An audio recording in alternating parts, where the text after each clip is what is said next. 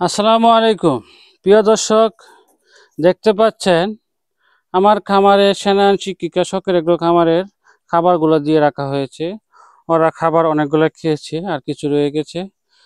এই যে এদিকে সবগুলো বসে আছে, তাপমাত্রা অনেক বেশি। দেখেন মেল ফিমেল সবগুলো এখানে বসে আছে বাচ্চাদের নিচে। কারণ হচ্ছে এই তাপমাত্রার কারণে আজকে হাঁসগুলো খাবার কম খাচ্ছে। তাপমাত্রা বেশি হলে খাবার কম খায়। সবগুলো এদিকে বসে আছে ছায়াযুক্ত স্থানে। কারণ আজকে আমাদেরই কষ্ট হচ্ছে, তাহলে পোষা প্রাণীদের আরো বেশি কষ্ট হচ্ছে। দেখেন বাইরে সবুজ সবুজের সমারোহ।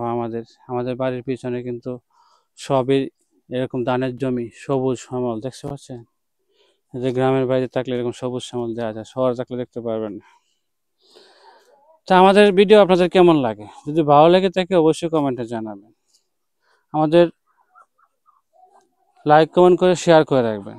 এই যে চীনা হাঁসটা দেখেন হাঁ করে আছে, গরম এসে সবগুলো হাসি এখানে বসে আছে।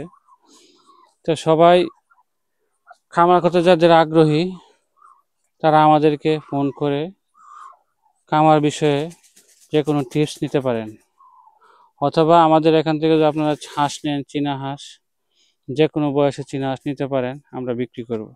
কারণ দেশে একটা উদ্যোক্তা তৈরি করতে দেশের উন্নয়ন তৈরি করা, একটা উদ্যোক্তা তৈরি করা মানে একটা দেশের উন্নয়ন তৈরি করা। সেই উন্নয়নকে অনেকে ব্যাহত করতে চায়, বুঝতে পেরেছেন? তা আমি চাই দেশের মানুষ উন্নত হোক, দেশের মানুষ ভালো থাকুক, সুস্থ থাকুক, এরকম আমিষের ঘাটতিপূর্ণ হোক, মাংসের পরিপূর্ণ হোক, ডিমে পরিপূর্ণ হোক, আমাদের দেশ হবে উন্নতি। আমাদের দেশের বাইরে আমরা রপ্তানি আমদানি করতে পারবো, দেখতে পাচ্ছেন। তো ভালো লেগে থাকলে অবশ্যই জানাবেন যে কেমন হয়েছে ভিডিওটা। সব সময় আপনাদেরকে ভিডিও দিয়ে থাকি, অবশ্যই কমেন্টে জানাবেন যে কেমন হয়েছে।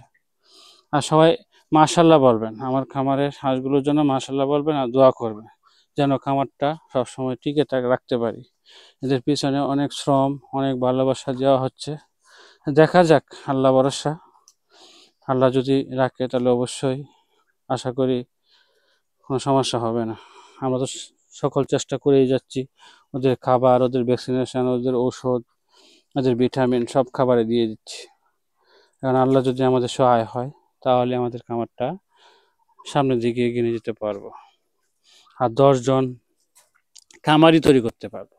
একজন খামারি, একজন ব্যবসায়ী, একজন কৃষক, সবাই পরিশ্রম করে ব্যবসা করে দুইটা লাভের জন্য। তো উদ্যোক্তা, ব্যবসা, এগুলা কিন্তু আপনারা দেখতে পাচ্ছেন, এগুলো একটা উদ্যোক্তা, এটা একটা ব্যবসা।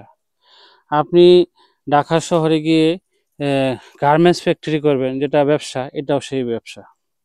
সবই ব্যবসা। অনেকে এটা নিম্ন চোখে দেখে, ভাই নিম্ন চোখে দেখার কিছু নেই। তো যারা যারা পালন করতে চান, গ্রামের মা বোনেরা এগুলো সবচেয়ে বেশি উত্তম পালন করে আমি মনে করি। আমার ওয়াইফ যেহেতু পালন করে, আমি যেহেতু ভিডিও করি, শুধু পালন করার সুযোগ নেই আমার এত, কিন্তু আমার ওয়াইফ এগুলো পালন করে দেখাশোনা করে। সেহেতু আমি মনে করি আপনাদের এই চীনা হাঁস পালন করা আপনাদের একটা লাভবান ব্যবসা। তো সবাই সুস্থ থাকবেন, ভালো থাকবেন। আজকের মতো ভিডিও শেষ করছি। আসসালামু আলাইকুম রহমতুল্লাহ।